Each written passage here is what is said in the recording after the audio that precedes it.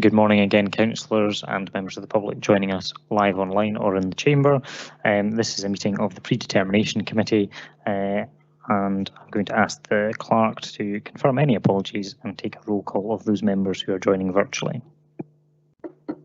Good morning, members. I don't think we have any apologies this morning, and I will just run through who's present in the chamber, and for those online, if you could please confirm you're present. We have Bailey Ahern in the chamber. We have Councillor Anderson in the chamber. We have Councillor Allen in the chamber. We have Bailey in the chamber. We have Councillor Liz Barrett in the chamber. Councillor Peter Barrett.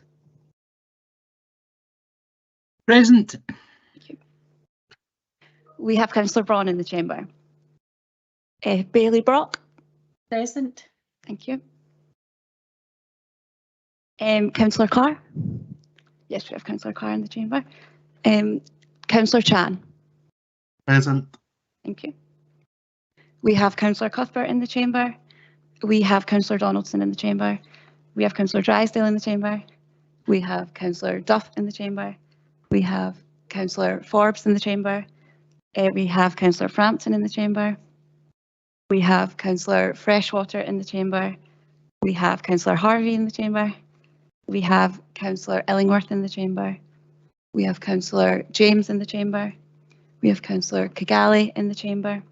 We have Councillor Lane in the chamber. We have Councillor Leishman in the chamber. We have Councillor McPherson in the chamber. We have Councillor Massey in the chamber. Councillor McCall. Present. Thank you. We have the Provost in the chamber and Councillor McEwen in the chamber.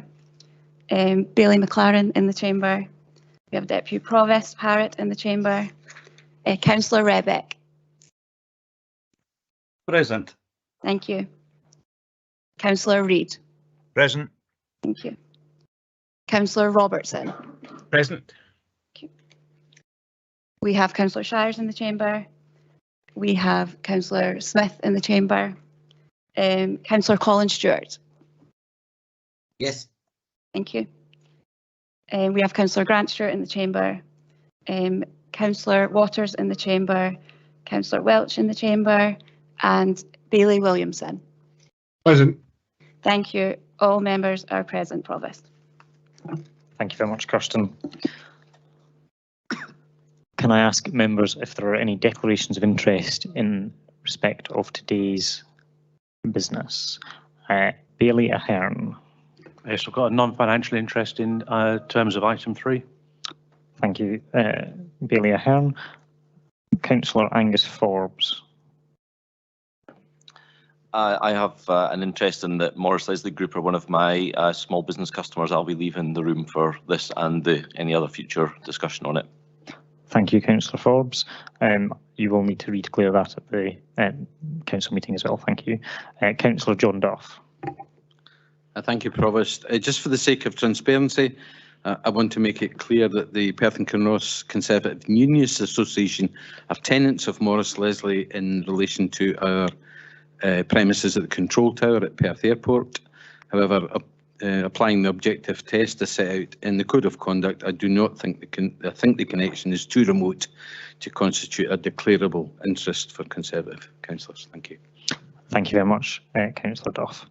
I am seeing no other declarations of interest from members in the chat, so we shall move on to item 3, which is planning application reference 21/00215/FLN, and I'm going to invite Christian Smith to provide a brief introduction on why the Predetermination Committee has been called, and then he will deliver a slide-based presentation on the application.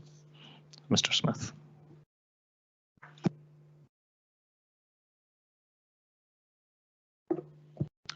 Thank you, Provost, and good morning, councillors. I hope you can all hear me okay, and welcome to those in attendance near and far.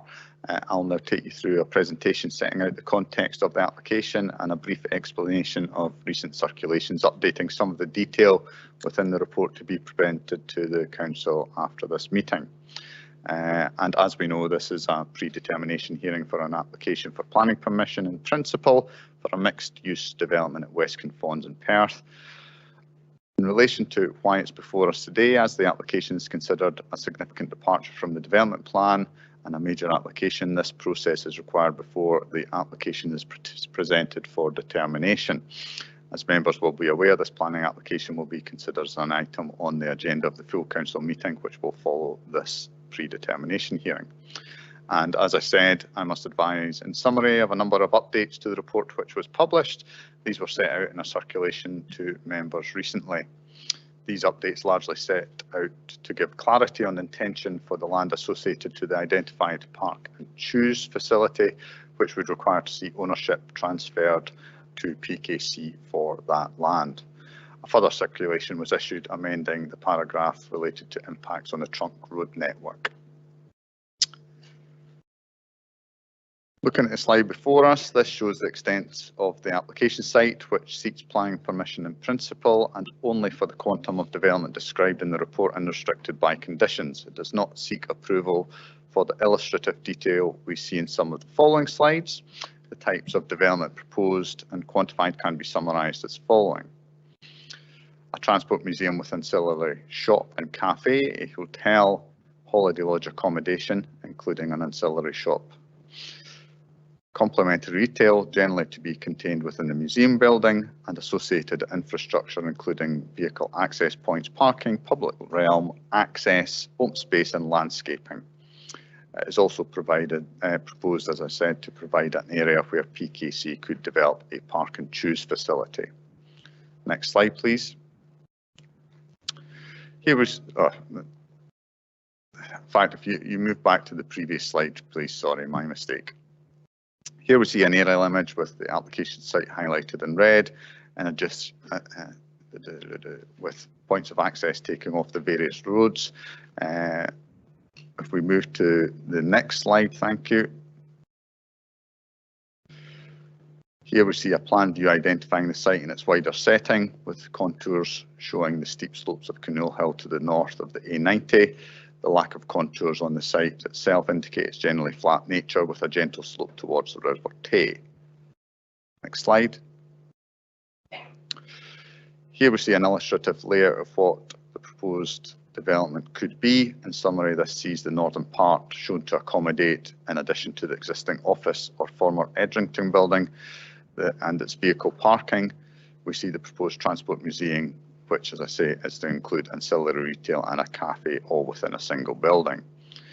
The southwest area is indicated to accommodate the proposed hotel, vehicle parking and potential location for the park and choose facility.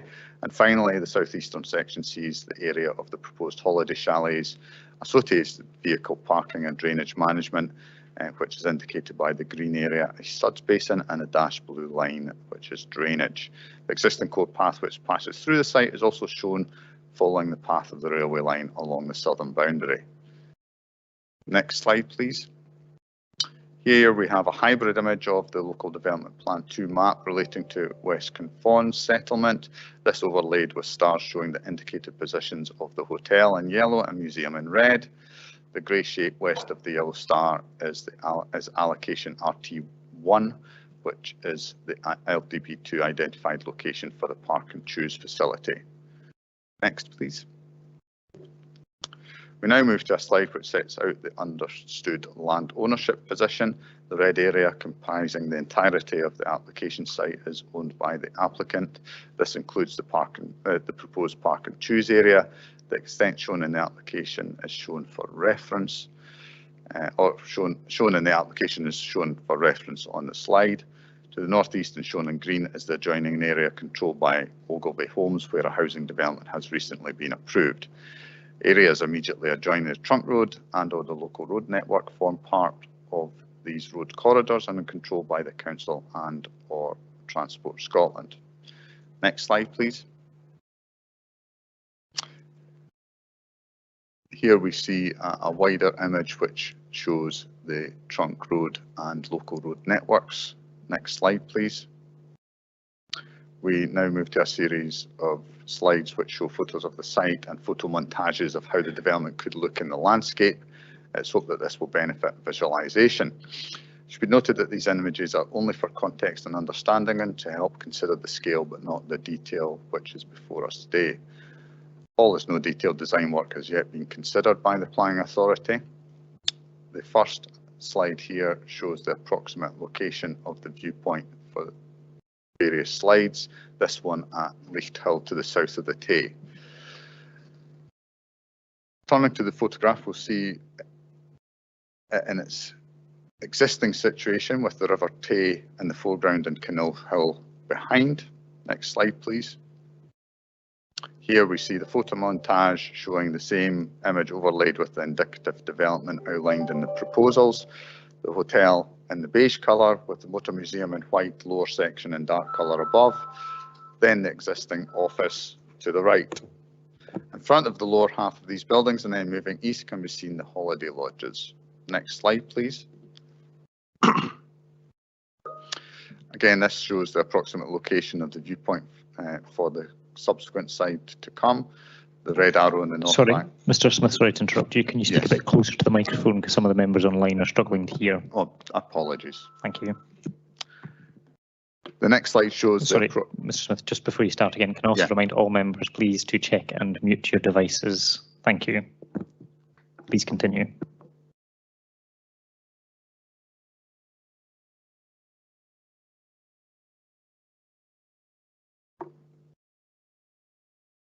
Can you hear me okay now? Thank you, and I'll be as close to the mic as I possibly can. Here we're looking from close to the Willowgate Activity Centre, south of where it sits at Walnut Grove. Turning to the next image, the photograph here, we're looking in that direction across the activity centre towards the site. Next slide, please. And again, we have an image here that shows where the next view is taken from, close to the Canal Hill viewpoint. Next slide, please. This first photograph shows the existing situation, and if we move to the photo montage, again showing the overlaid indicative development proposals. Next slide. Here we have an aerial drone image giving a view from the south above the Tay and looking towards Perth in the background. And finally, we reach the end of the, if we move to the next slide, the end of the presentation and return to the indicative site layout for information. Thank you, Provost. Thank you.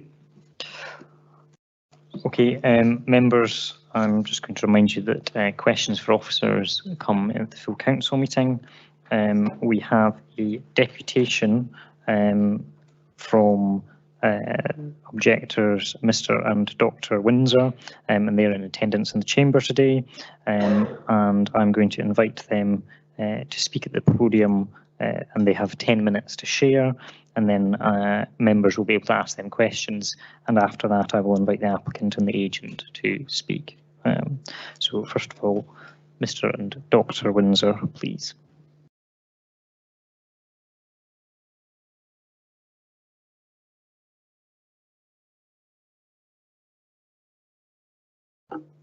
Thanks, Provost.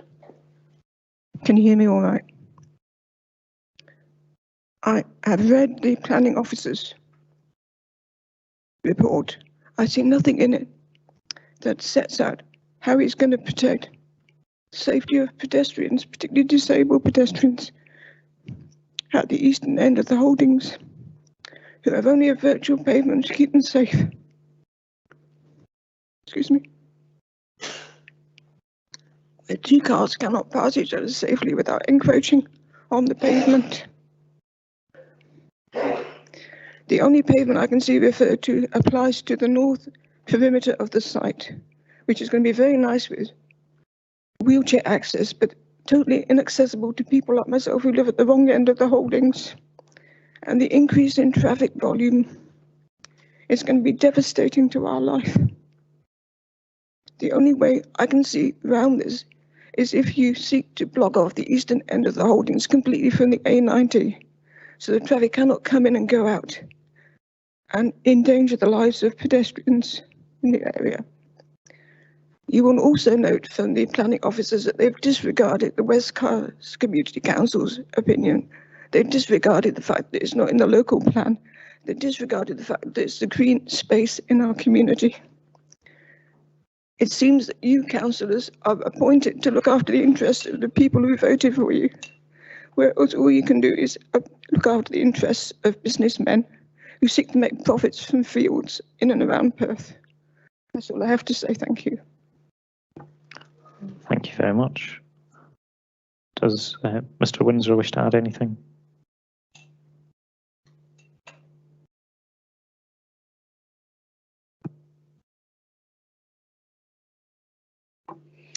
Thank you. First, I would like to say I've got some videos here that I would like to show. The longest one's only 1 minute and 10 seconds or something like that. And I think it's important that people see evidence of what we have to put up with living down in the holdings. Now, this development is going to be, I don't know how we do this with the videos or whether it's allowed or no, but we can maybe ask later on. Living down in the holdings, the only greenfield space we've got left is that field at Morris Leslie's. Everything else has been blocked off. Currently, it's blocked off because the first thing Morris Leslie did when they went down there was they put up metal gates and barbed wire to keep members of the public out. Although we've managed to scramble a way in through the field, you can't get people like my wife through there who's got to use this device. And by the way, the reason she's using this device is because she was knocked down twice whilst walking her dog along the road through the holdings, and as a result left disabled. That's how she's spending her retirement. We're very angry about what goes on down there because nobody listens to us. The best evidence you can get, as all councillors will know, is from their constituents, the people on the ground. They're the ones that know. All this modelling that we hear about transport and all this sort of stuff, we can all play with computers, but you've got to get down there and you've got to see it. The transport, the traffic problem down there was raised at the last planning application for the 15 houses at the holdings. And the application got refused because there was a couple of reasons, but one of the main reasons was road safety. And that's not been addressed. They just don't address it. They're going to put a pavement up outside the new houses, outside this new development. The new houses, they're putting a pavement out the front for 15 people. But the other 40 people that live down there, they can just, well, they just carry on as they are. Nobody cares. They do these modelling things that they do. The one thing that they don't take in is human nature. Now, currently we've got a 20-mile-an-hour speed limit. It's only experimental. We've had the police down there, and they're booking people doing 50 and 60 miles an hour driving through our area. An increase in traffic, they're expecting 80,000 visitors. And a lot of that traffic will come driving through the holdings. And although they say that the network is suitable, I can assure you it's not. Because there's areas in that network where it's impossible for 2 vehicles to pass going in opposite directions. And the virtual pavement that we have that's beside the road, if anybody's on that, if a disabled person's on that, they cannot get off the road. They're trapped. Now, in doing all this, I've become very involved with a lot of disability organisations and the Human Rights Commission. And I've read through these reports, and I cannot see anywhere where there's an assessment being done under the Equalities Act of 2010, it's upgraded in 2012, and the European Rights Act of 1999. There is nothing in there at all. It talks about the money that Morris Leslie's going to make, the millions that they're going to make out of it. They talk about this, that and the other. The word pedestrian is not mentioned. They don't talk about the pedestrians. They talk about cyclists. But as I say, they don't talk about pedestrians. Now, our area down there, there's more kids moving into the area. There's people going up and down the road on horses. But they'll not give us a pavement. And what the council say, what the roads people say, oh, there's not enough people would use it. And the last, Mr. Barrett was the one that got the virtual pavement put down there. And people complained about it basically right from the off. And the response we got from the council was basically, well, I'm paraphrasing here, but if you're not happy about it, we'll come down and take it away. That was how they were going to solve our safety concerns. Now, every councillor in here will have constituents that complain about safety concerns. You'll also have constituents that complain about the area being used as a rat run. Well, our area is used as a rat run because people don't like to use the slip road off the A90. We've been into Maurice Leslie's office, I don't know how many times. We've sent them letters complaining about the speed that their staff drive through the holdings at. And I went in there and myself went out walking my dog and I followed delivery vans in and complained to the delivery drivers about the speed that they're driving through there. So this is what we've got just now. We know what it'll be like, because if they put up signage saying, don't go that way, the cars will cut through the holdings because it's quicker than it is driving around the A90. People don't use a rat run and drive it in the speed limit. They speed through the place. So our main concerns is the safety of the people that live down there. And I think we're 27 years we've been trying to get the council to put a pavement in down there. 27 years. We got to number 7 on the list and they changed the rules. And we're now 740, I think. That's just not good enough. When there's roadworks going on around our network, the people that live down the holdings don't go out the houses because it's not safe to walk along the road. And that's some of the videos that I would like to show. Just to show what a disabled person has to put up with when they're nearly flattened by lorries and buses as they're walking along the road. And it's going to get more dangerous, as I've already said. Now, I could rant on and I could rave on here for weeks and months, I can assure you, because we've had 27 years of it. But I think it's a very emotive subject for the people that live down there. And incidentally, the reason we're the only two here is the apathy that people have got. There's no point in going up or saying anything because the council will pass it anyway. Mr. Windsor, just advise you've got 1 minute left. Right, well, I'll just stop it there and I'll ask if there's any way I can let anybody look at these videos if they want to see them. I'm afraid, thank you for your time. Thank you very much, Mr. Windsor and Dr. Windsor. I'm afraid there is no way to accept other material, and that's the same for the applicants. We don't allow it, and it's got to be on a fair basis for planning applications. So, but thank you very much. If you can stay here at the moment, just I think councillors do have questions that they would like to ask you, and I hope you'll be able to support them through answering them. So I've got Bailey, first of all, please. Thank you, Provost, and thank you very much for coming along and being in here in person with us, Doctor and Mr. Windsor. My question, some of us in the room will have the local knowledge, but we must make sure everyone's got the same starting point. You mentioned a couple of times the virtual pavement. Could you describe for us today what the virtual pavement actually means, what that actually means on the ground? What is a virtual pavement? Thank you. Yeah, the virtual pavement was put in, I think it was around about 2010 or something like that. And it's basically a white line that's painted down the side of the road. And it's meant to be 1 metre wide. In some places, it's only a couple of feet wide. It's full of potholes. My wife was taken into hospital because she fell in one of the potholes. And I said, Chick Haggart and Stuart Dial and Jim Irons, I sent them all. I'm going back a bit now, but I sent them all photographs of my wife lying in the hospital bed when they were cleaning the dirt out of her face with a toothbrush. That pothole's still not been fixed, by the way. It's still there. They keep coming down and they say, we'll do this, we'll do that, we'll do that. The last time we had them down was 2018. They always agree, the roads people, oh, that's dangerous. Somebody could fall in that and break their neck. But they don't fit it. So they put the virtual pavement in, as I said. And over the years it's got, and the reason it's got narrower is because the grass verge is growing onto it. They did promise to come down and clear that away, but they've never done that either. So that's all it is. And the big problem is nobody knows what it is. The only people that know it's a virtual pavement for walking on are the people that live down there. People driving through the place don't know what it is. They've not a clue. So they park on it. And according to the roads people, it's no dangerous, but according to independent roads engineers, anybody parking on that forces anybody, especially my particular problem is disabled people, forces them out onto the road. And if there's traffic coming the other way, it's dangerous. They shouldn't be doing it. The roads department doesn't seem to be worried about that. They don't seem to be concerned about it. They're more concerned about who the engineer was that gave me the information. But it's dangerous. And as I said, all through this thing, the whole thing,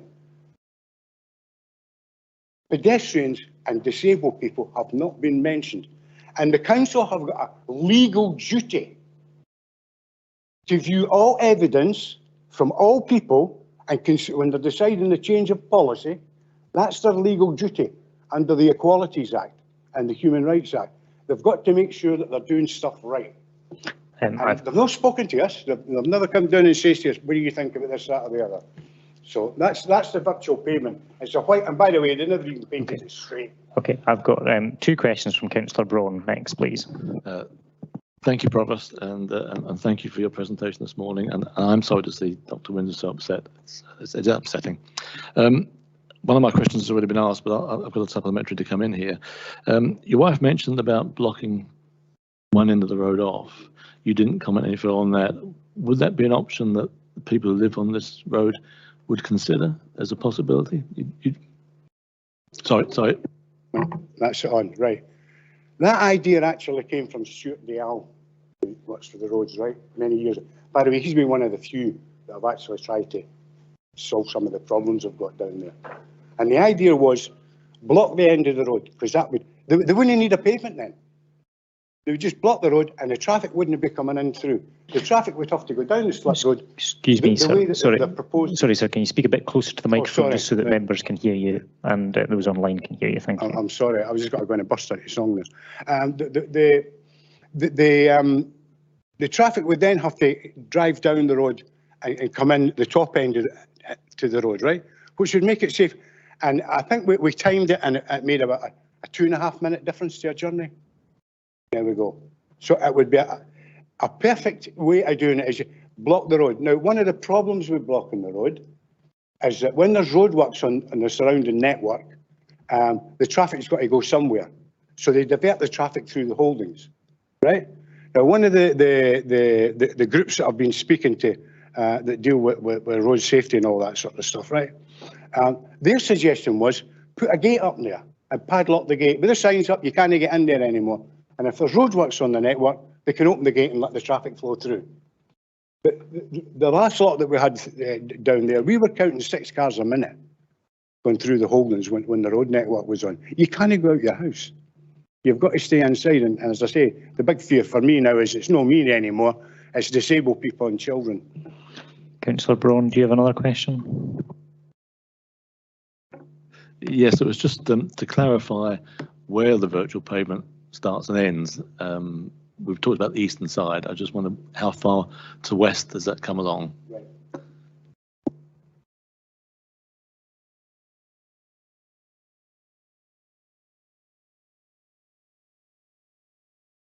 Back on again, sorry. It starts just up from where Morris Leslie's, the entrance to Morris Leslie's is. And it goes all the way right down to almost the end, the other end of the road. There's bits of pavements in between, because when somebody builds a house, or the likes of the houses that we live in, when Jeff Brown built them, they had to put pavements in around them, right? And I think it was Stuart Dial that when the other house got built down there, we call it the illegal house, they got forced to put a section of pavement in front of their house as well. So there are sections there. And I mean, I'm not a roads engineer, but yeah, I can mix up some cement and throw it down and put some curbs in and put a pavement in, you know. Okay. Does that cover your questions, Councillor Braun? Thank you. Councillor Drysdale.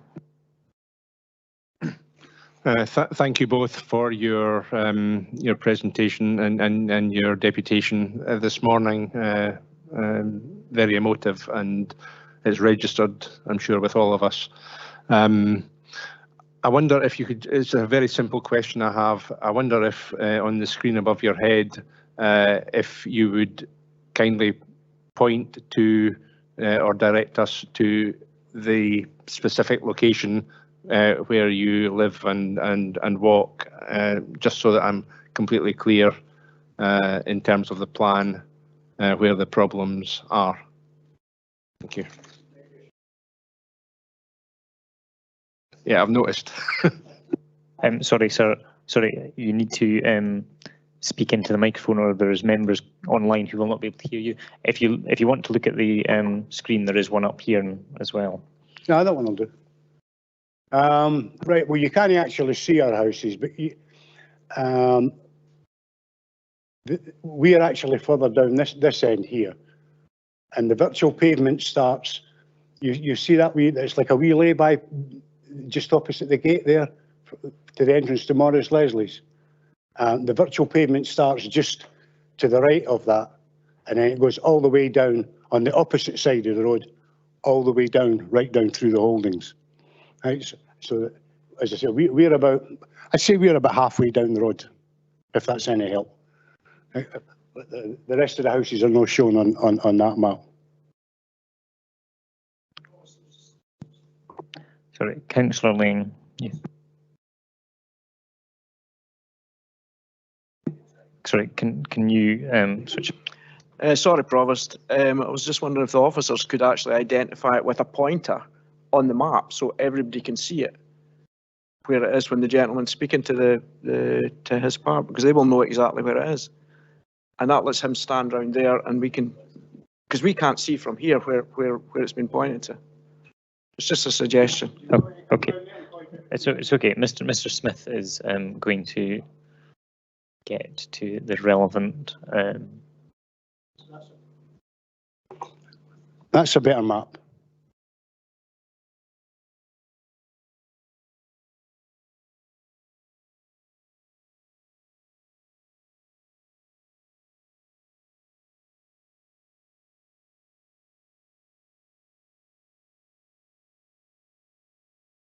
I think I would just have to ask the deputy to advise where he resides. I'm not sure, but obviously it's well out with the planning application site. And I'm presuming it's at the far eastern end of the holdings. But I don't know if the deputy can advise where he resides. If you have a look at that, Councillor, you see that the yellow road, I think that's the road. You see the houses start at the opposite side of the road there, and then they go all the way down. And if you can bring that way, just stop there. Our house is just about there. That's where we live. And the virtual pavement goes from if 1, 2, let me see, from about the third house, from about the second house down on the left-hand side there. The virtual pavement goes all the way down to just past the last house on the left-hand side there. And as I say, there's certain parts of that have got bits of pavement already put in. Thank you very much, Mr. Windsor. We have no further questions from councillors, so you can take your seat again. Thank you very much for your deputation. I would now like to invite Ms. Ailey Shaw on behalf of Turley and the applicant, Mr. Graham Ogilvie, on behalf of Morris Leslie, and who are in the chamber today to come and present at the podium on behalf of the applicant.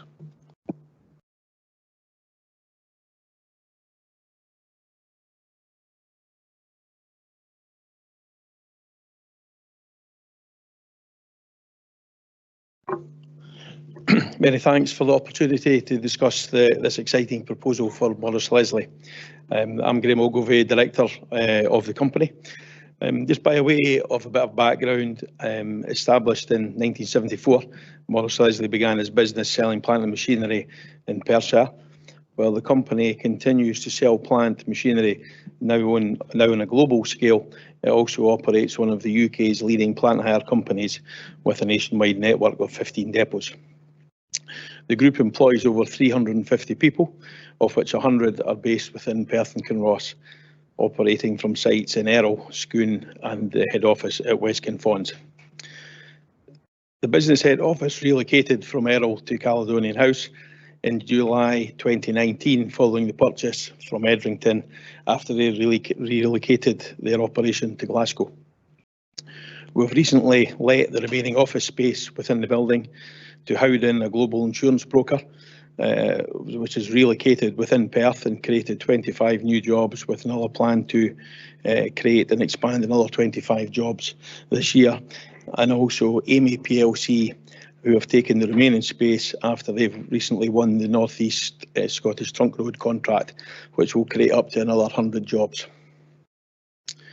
The company has an extensive residential, commercial and farming property portfolio located throughout the UK, with the majority being located within Perth and Kinross. A new venture has also been launched in 2022, Morris Leslie Villages, a business which is looking to develop and operate holiday lodges, initially within Perth and Kinross and Angus.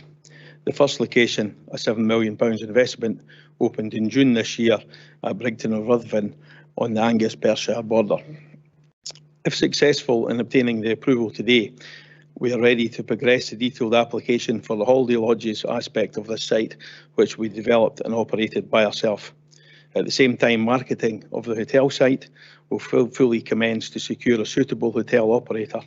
Thereafter, the museum and retail offering will then progress.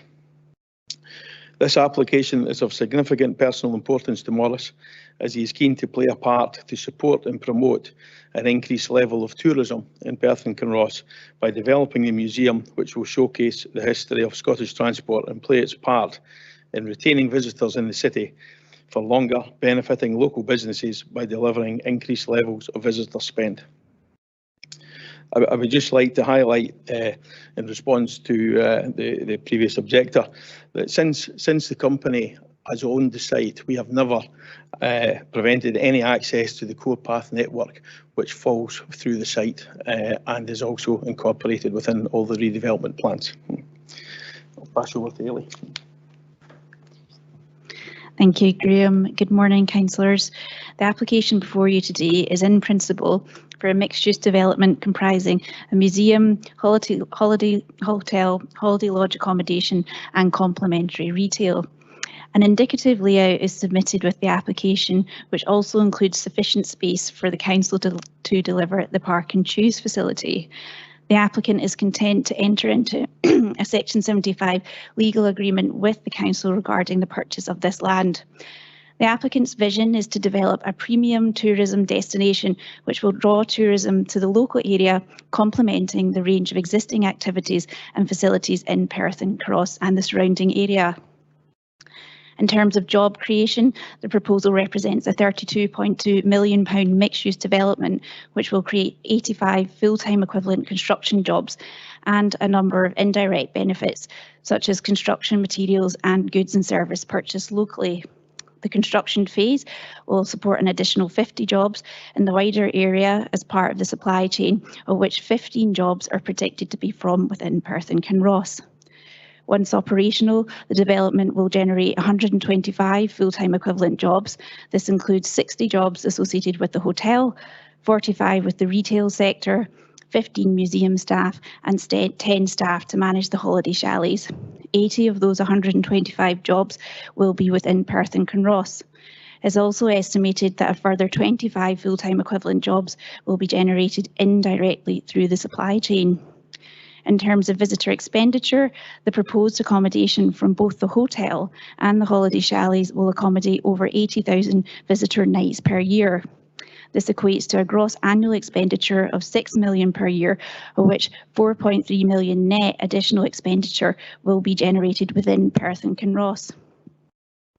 The mix of uses proposed supports the Scottish Government's recent 20-minute neighbourhood concept to create places where people can access key amenities like shops, services and green spaces by walking, wheeling, cycling or using public transport. The retail floor space will be limited to a maximum of 750 square metres and a unit size of 200 square metres. This will serve the existing Westbourne Kinross community, the lodges, the hotel and the existing office building, providing a more sustainable offer. The design will be a detailed consideration at the AMSC stage. However, an indicative layout and massing plan has been submitted with the application. This demonstrates how the proposals can be accommodated within the site. The design and access statement also sets out the key design principles which will be taken forward. Broadly speaking, the museum building will be 2 stories and will be located within the safeguarded employment area. The retail floor space is integrated with the museum building. The hotel will be a maximum of 4 stories and has been positioned to maximise views. The lodges are single story and sit in a secluded zone in a cluster arrangement.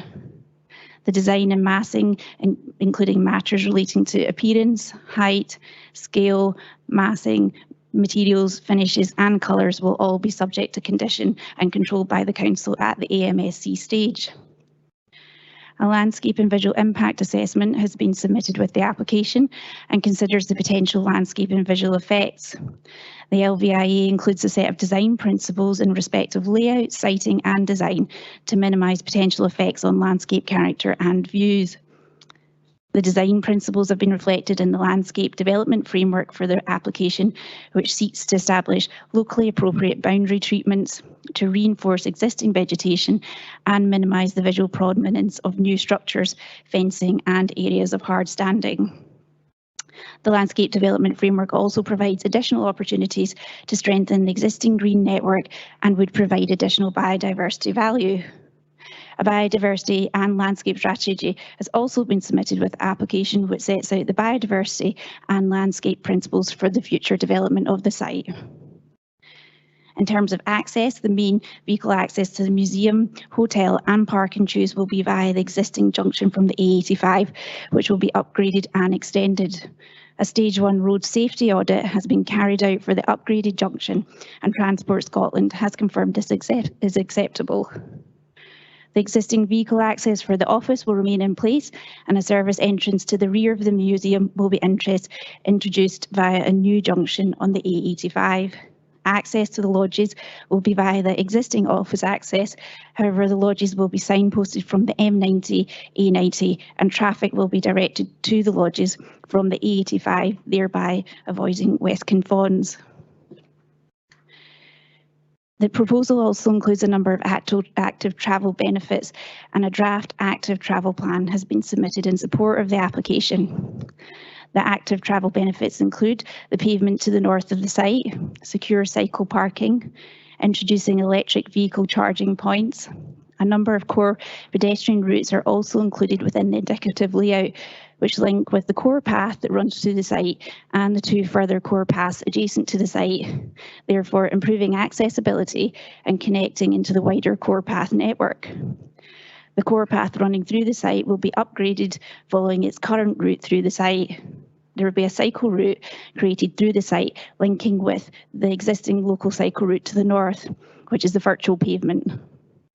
Sufficient space is also provided within the layout to accommodate the future development of the park and choose by Perth and Kinross. In summary, the applicant has demonstrated a commitment to establishing high quality sustainable development.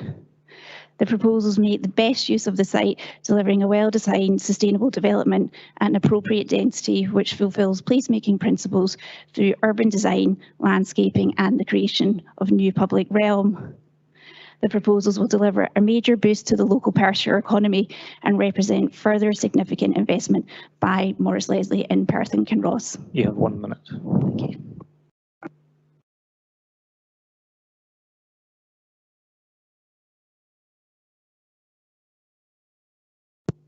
You're finished, yes? That's fine, thank you then. Okay. I have Councillor Drysdale first of all, please. Thank you, Provost, and thank you for your detailed presentation. I just had one question at this time for yourselves in relation to the proposed retail offering. From my point of view, obviously, as a city centre ward councillor, I'm concerned that potential effect on the city centre retail, which is already obviously challenging.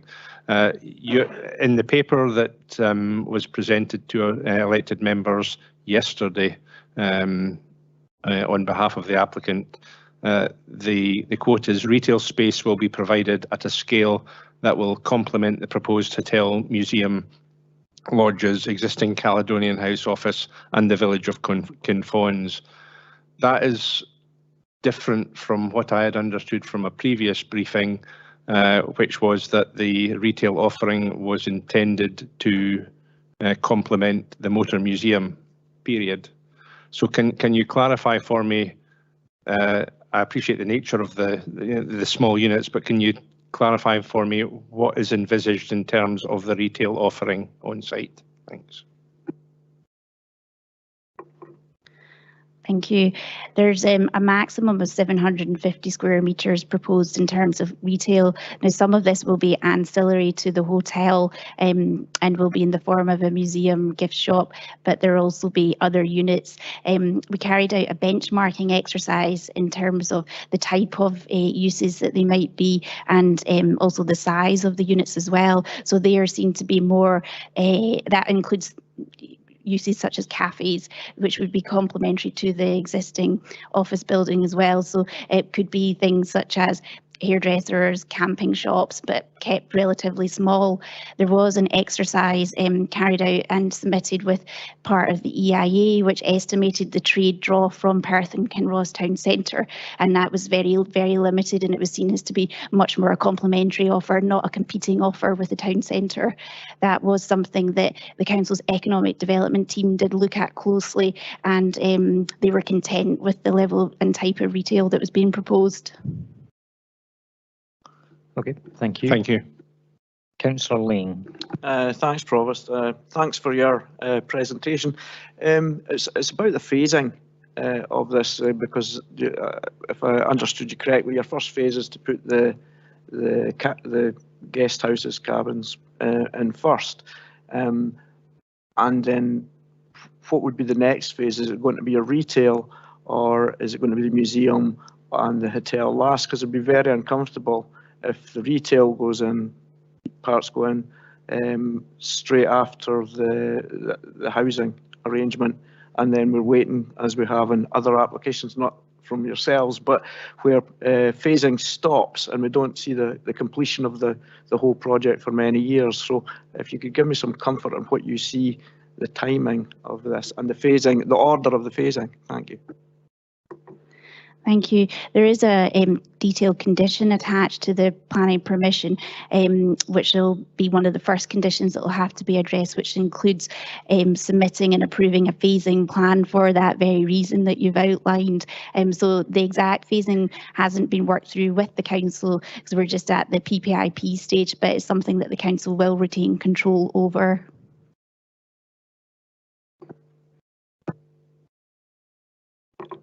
I think just to kind of follow up on that, the lodges, as we say, was the item that will be developed first, because we're obviously the operator ourselves and we're in control of the commencing that development. And at the same point, you know, it would be, the intention would definitely be the hotel would get marketed, you know, immediately and follow up further discussions we've had with operators already. So you would envisage the hotel, which will then bring in the car park. The retail, because it's contained within the museum building, will be at the end of the development, because we require the commercial benefits from the lodges and the hotel to be able to fund the museum. So the retail aspect, because it's contained within that building, would be at the end. And so certainly wouldn't be in any early stages. Thank you. Content? Yeah, no further questions at the moment. Thank you. Councillor Harvey next, please. Hi. Hi, thanks very much for your presentation. That was a very detailed presentation. There was one question about shops, which you've already answered. The other question I have, just to confirm that you'll be joining the cycle paths from the west side through to the east side through the land, or is it retaining the cycle path where it is presently? Certainly, there is a proposal to reroute part of the cycle path through the site, so it will remain in place and demarcated on the road as it is at the moment, but there would be the option to come through the site and take a quieter, more peaceful route. And I don't think we can see it on, there is a plan which shows where it would come through. I don't know if we're able to show the layout plan at all.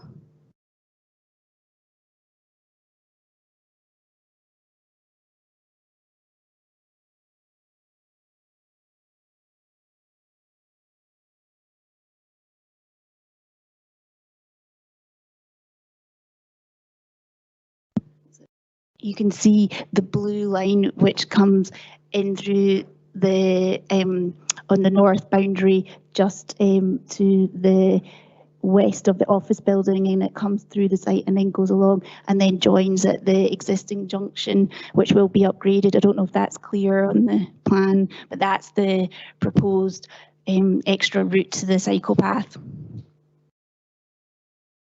Okay, that's fine, thanks. Thank you very much. Councillor Braun, please. Thank you, Provost. A question really, it all comes down to transport and traffic movements. The site is going to attract more traffic. The people who are going to be staying with you and people coming to visit. You've got a museum there, it's going to attract people from outside the development. You've got a cafe and a restaurant there, which, if its reputation builds, which you want it to do, that will attract more outside visitors. There's a development being built, Ogilvy development, just east of you, and there's obviously people who live there. Given the volume of traffic and... Sorry, Councillor Braun, can you speak a bit closer to the microphone? Members are struggling. Thank you. On top of it, given the concerns that have been raised already, would you, as a company, be prepared to, whether it can be conditioned or not, as a goodwill to install this pavement that's been asked for as a sign of goodwill to people locally? And if not that, perhaps some form of traffic calming measures to slow the traffic down, to give more safety to existing residents? There is a pavement proposed, which is within the applicant's control, just to the north of the site.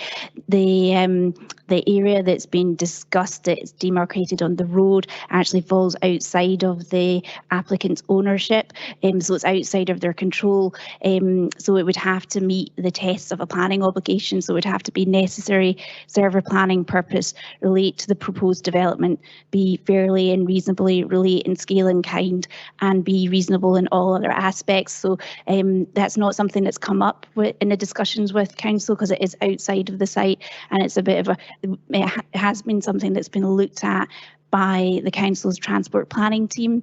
There's been a transport assessment carried out and submitted, and obviously there's a network of paths proposed within the sites. That's within obviously the applicant's control and land that they own.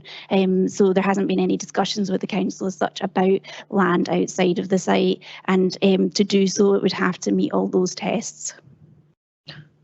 Okay, thank you very much. Sorry, Provost, supplementary to that? Yes, certainly. I appreciate it's outside your control, but my point was, would it not be a sign of goodwill to contribute and work with the council to get this installed? I think that would obviously have to be a matter of discussion with the council on that. It's not something that's come up, but it's obviously at the PPIP stage at the moment, so there's further detail to come. So there could be discussions around what is possible and what's reasonable. Okay, thank you. Councillor Peter Barrett's next, please. Provost, my question was very much on that same subject. The virtual pavement date backs to between 2003 and 2007, when I was the councillor for the West Carson. It was introduced, and my question was going to be what conversations had there been, or discussions had there been with the council with regard to provision of a raised footway from the east of Westcon Fawns to the site, but it would appear from what Ailey was saying that there have been none. And I appreciate what she said with regard to signage directing traffic to go via the Barnhill interchange, but we all know that sat-navs operate in a completely different way and generally on the shortest direct route. So it would have seemed logical that the consideration of increased traffic on that stretch of road was taken account of.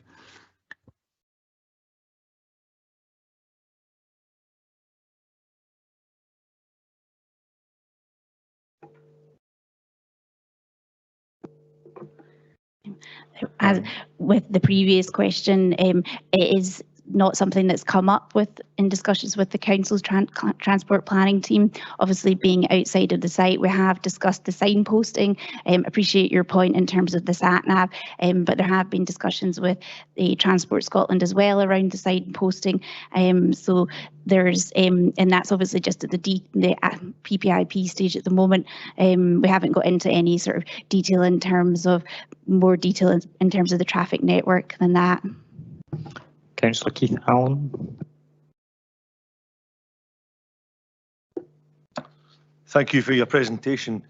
Just in conjunction of your presentation and the presenters that were on before you, did I understand from your presentation, or did I misunderstand, that you were going to make the cycle track as an extension to the virtual path, which has already been deemed not safe? For pedestrians, sorry.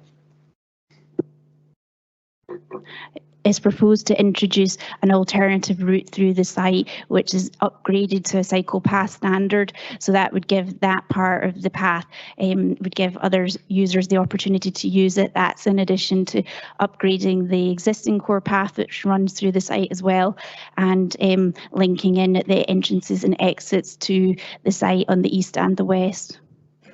But we would upgrade the cycle path within the site would be constructed to current standards. Okay, thank you. Councillor Anderson. Yes, Provost. Thanks for the presentation. My concern with regards to this development, so much tourism input as such between the lodges, the hotel complex. That used to be called in the past the Smelly Corner down at Kinross. I know a number of residents there suffered from the sewage works just across the water.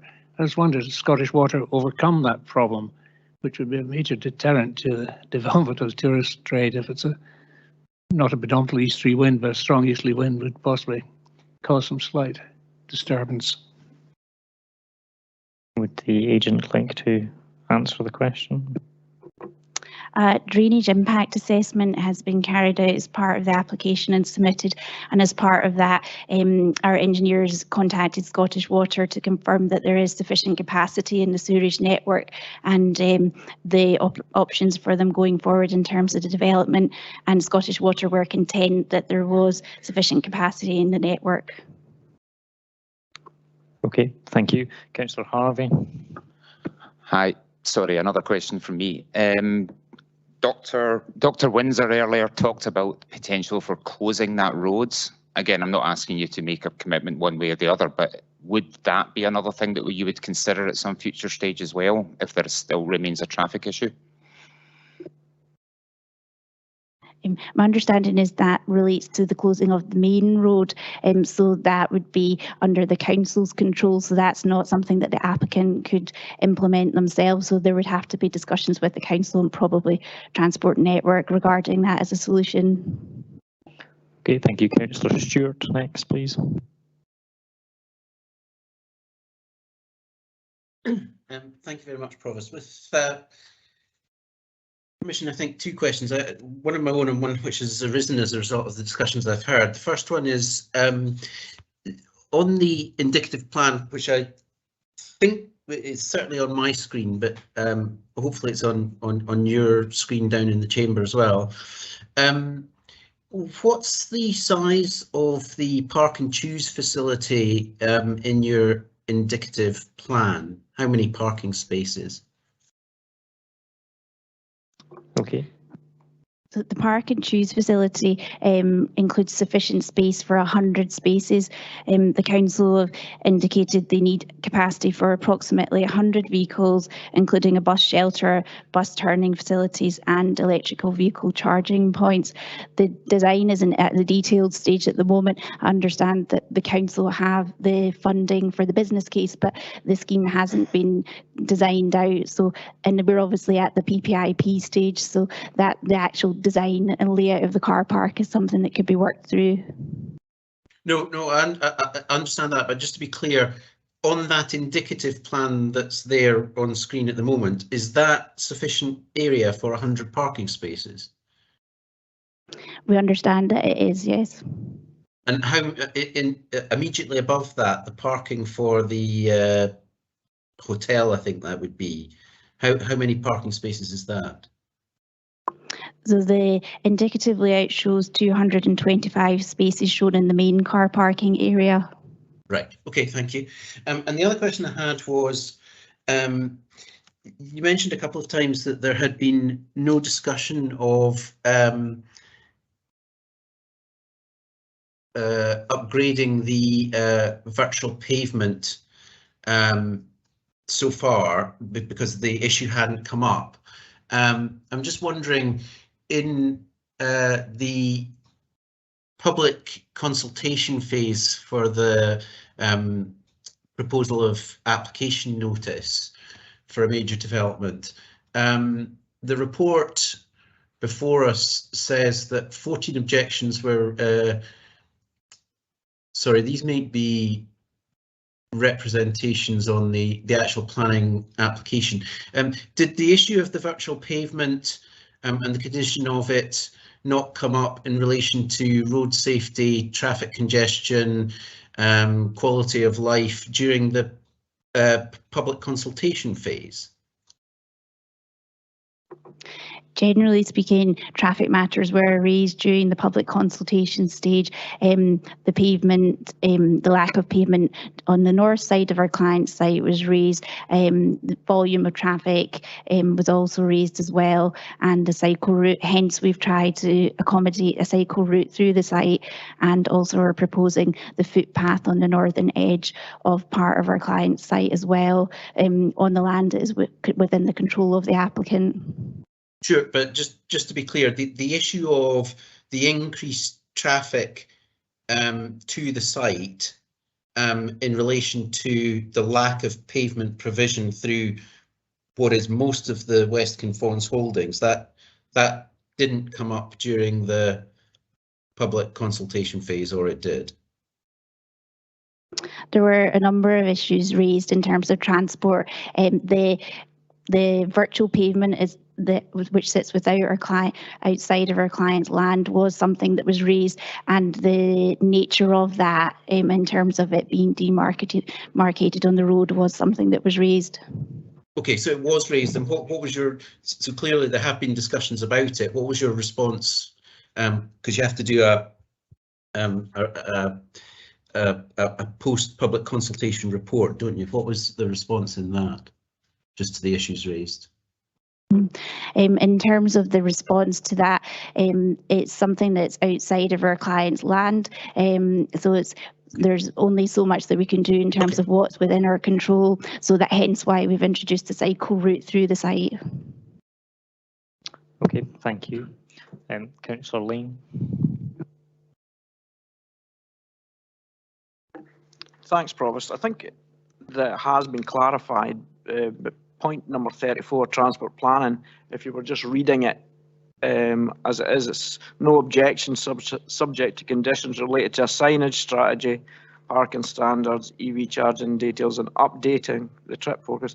But also it says, and the provision of a footway along Kinross holdings.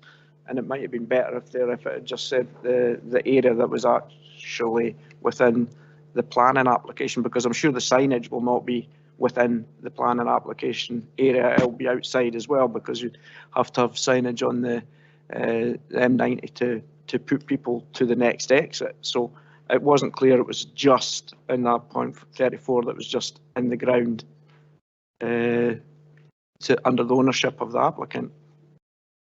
Is that correct assessment of what number 34 means?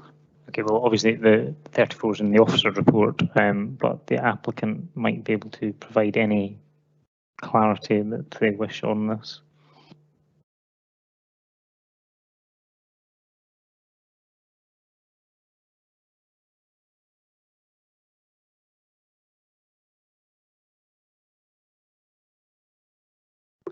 Sorry, can I just be clear, are we in relation to condition 34, or is it paragraph 34?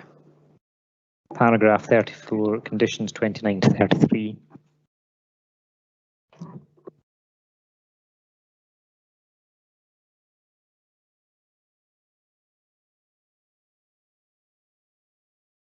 Provost, I think it relates to paragraph 34, which relates to the roads consultation response, and that in itself refers to conditions that set out the specifics in relation to the requirement for footways. Okay, thank you. Okay, thank you. I think that covers. There'll be an opportunity to question officers later, Councillor Ling. Councillor Liz Barrett. Thank you, Provost. I'd like to follow on from Councillor Drysdale's question about the retail offering. So the report before us says at 48 that the retail offering is to support tourism and office activities on site, such as a cafe, restaurant, bakery, cycle repair shop and small ancillary stores. But the paper that we were sent by Maurice Leslie yesterday says, as Councillor Drysdale pointed out, that it is to complement the proposed hotel, museum, lodges, existing Caledonian House office and the village of Kinross. Has consideration also been given to the impact this might have on the other retail availability between St Meadows and Perth city centre? And also just clarification that in the report it says such as cafe, restaurant, bakery, cycle repair shop, but there's no guarantee about what sort of shops these would actually be. Is that right? Thank you. Thank you, Councillor Barrett. In terms of the retail impact, which you mentioned, there was a retail impact assessment contained as part,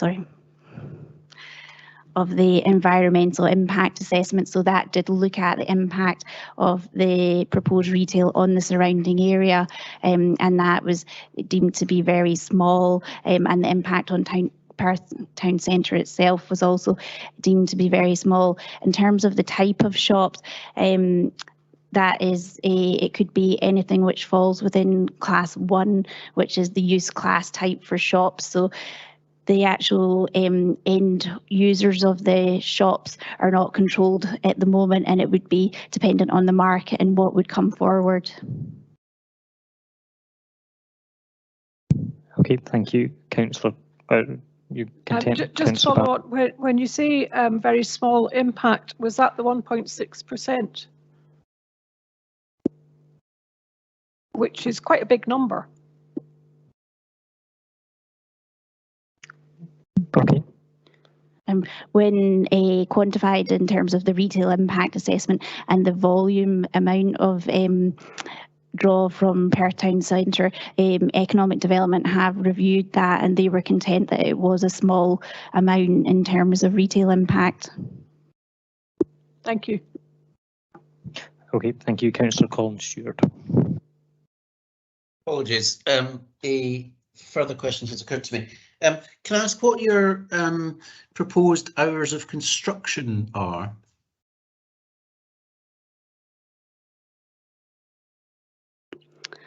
There will be a construction environmental management plan required by a condition and submitted as part of the detailed stage, which will set out hours of construction, but we're obviously at the early stages in terms of the PPIP, so that's something that would be agreed with the council as part of the conditions related to the application. Yeah, I've got proposed condition 15 in front of me, which is to limit the noise rating between the hours of 7 in the morning and 11 o'clock in the evening every day. I was just wondering whether you were what your actual proposed, I mean, Mr.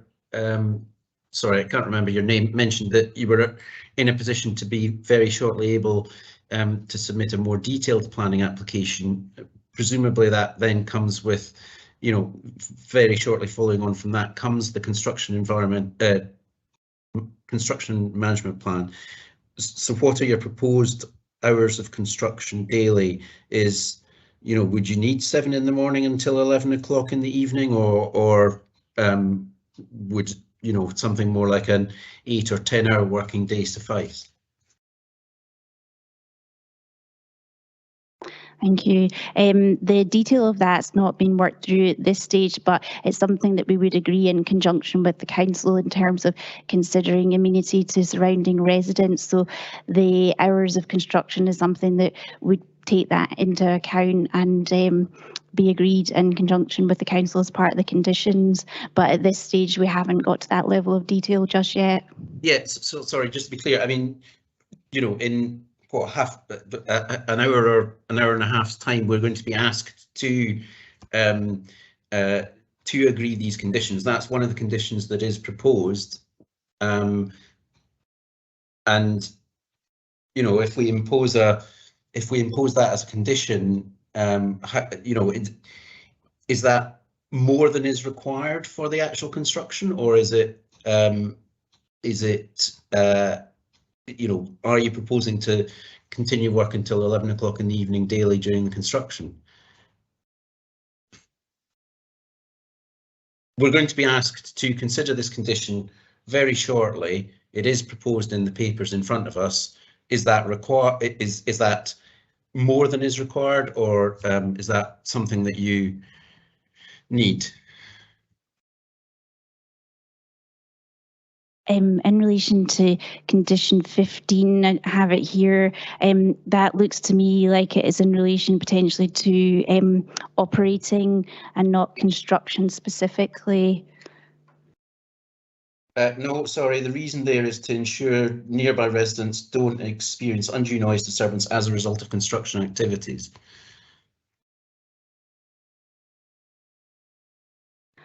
Apologies, you're correct. It does relate to construction activities. That is a matter of detail that we haven't agreed at the moment, so it would still be within the council's control. So we don't have the exact construction times at the moment, being at the PPIP stage, but it's something that the council will still have control over and can still make a decision on at a later date. So it would still be something that we would have to agree with them and would have to get potentially come as part of an AMSC application. Okay, thank you very much. Okay, thank you, members. I have no further questions. Thank you to the applicants and agent. You may take your seats again. Members are reminded that there will be an opportunity to ask questions of officers within the full council meeting, and to remind members that anyone who is not present during predetermination will not be able to take part at full council. I have noted your point in the chat, Councillor Illingworth, and understand that you were connected throughout, so that is okay as I understand it. I'm going to close the predetermination meeting at this point, and we're going to have a recess, a brief recess to allow everyone a comfort break before we start the council meeting. I'm going to ask at the start of council for permission to reorder the agenda to bring the planning application to the head of the agenda so that the people who are here in the audience can watch that before we move on to other business. And depending on how long the planning application takes, we may recess for lunch after the planning application. So that's just to give members an idea of the proposed running for the remainder of the day. So we'll take a 10-minute comfort break at this point, and the meeting will start at 12:25.